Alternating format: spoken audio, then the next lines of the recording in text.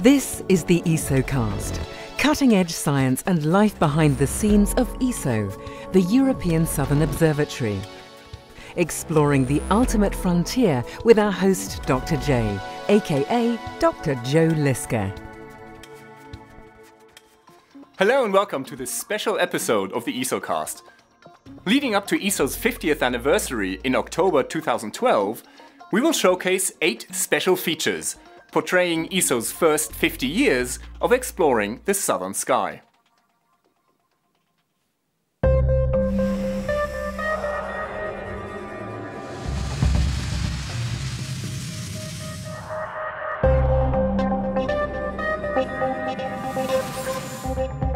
For half a century, the European Southern Observatory has showcased the splendor of the universe.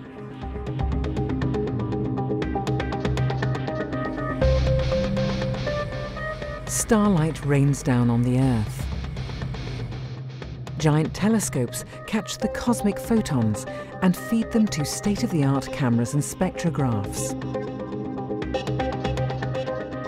Today's astronomical images are very different from those of the 1960s. When ESO began back in 1962, astronomers used large photographic glass plates. Not very sensitive, imprecise, and hard to handle.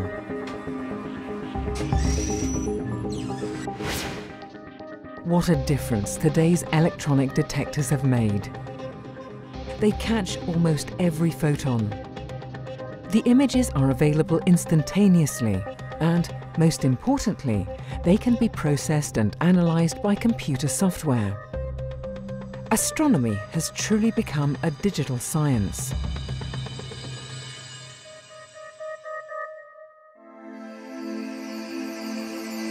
ESO telescopes use some of the largest and most sensitive detectors in the world. The Vista camera has no less than 16 of them, for a total of 67 million pixels. This huge instrument catches infrared light from cosmic dust clouds, newborn stars, and distant galaxies.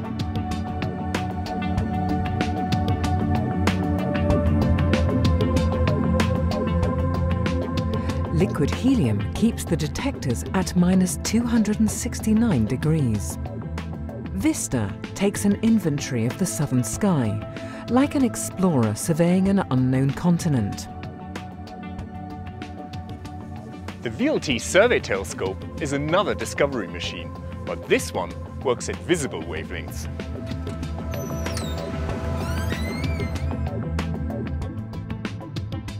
Its camera, called Omega Cam, is even larger. 32 CCDs team up to produce spectacular images with a mind-boggling 268 million pixels. The field of view is 1 square degree, 4 times as large as the full moon. Omega Cam generates 50 gigabytes of data every night. And these are just gorgeous gigabytes. Survey telescopes like Vista and the VST also mine the sky for rare and interesting objects. Astronomers then use the sheer power of the VLT to study these objects in exquisite detail.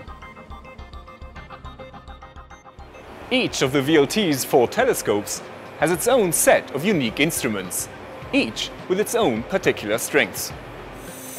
Without these instruments, ESO's giant eye on the sky would be, well, blind. They have fanciful names like Isaac, Flames, Hawkeye, and Symphony. Giant high-tech machines, each the size of a small car. Their purpose? To record the cosmic photons and recover every possible bit of information. All of the instruments are unique, but some are a little more special than others. For example, Mako here and Symphony use the VLT's adaptive optics system. Lasers produce artificial stars that help astronomers to correct for atmospheric blurring.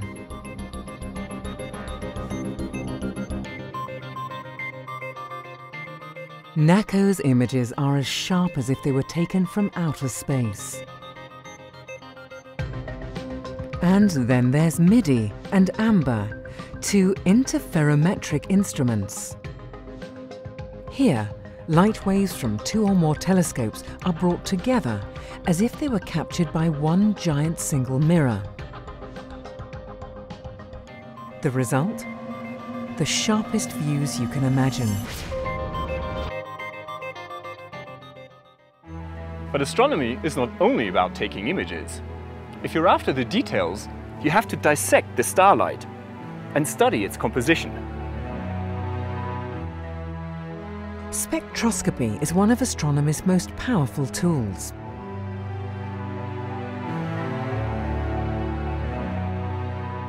No wonder ESO boasts some of the world's most advanced spectrographs, like the powerful X-shooter. Images carry more beauty, but spectra reveal more information.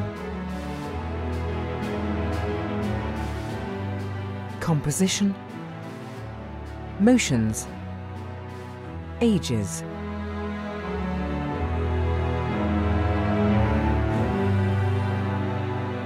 The atmospheres of exoplanets orbiting distant stars. Or newborn galaxies at the edge of the observable universe. Without spectroscopy, we would just be explorers staring at a beautiful landscape.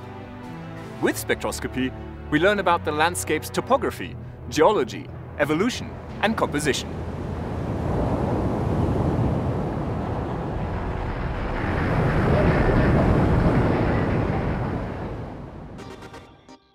And there's one more thing.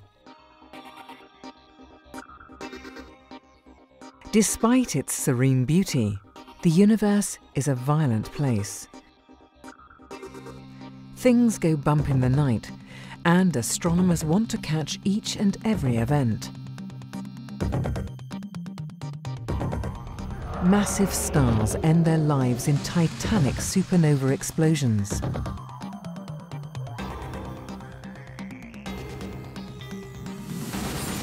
Some cosmic detonations are so powerful that they briefly outshine their parent galaxy, flooding intergalactic space with invisible high-energy gamma rays. Small robotic telescopes respond to automatic alerts from satellites. Within seconds, they swing into position to study the aftermaths of these explosions. Other roboscopes focus on less dramatic events, such as distant planets that pass in front of their mother stars. The cosmos is in a constant state of flux. ESO tries not to miss a single heartbeat. Cosmology is the study of the universe as a whole, its structure, evolution, and origin. Here, catching as much light as possible is of the essence. These galaxies are so far away that only a handful of photons reach the Earth. But these photons hold clues to the cosmic past. They have travelled for billions of years. They paint a picture of the early days of the universe. That's why big telescopes and sensitive detectors are so important. Over the past 50 years, ESO telescopes have revealed some of the most distant galaxies and quasars ever observed. They even helped to uncover the distribution of dark matter, the nature of which is still a mystery.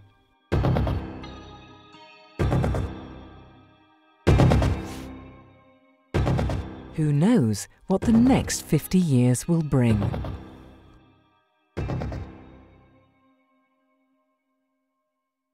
This is Dr. J, signing off from this special episode of the ESOcast. Join me again next time for another cosmic adventure.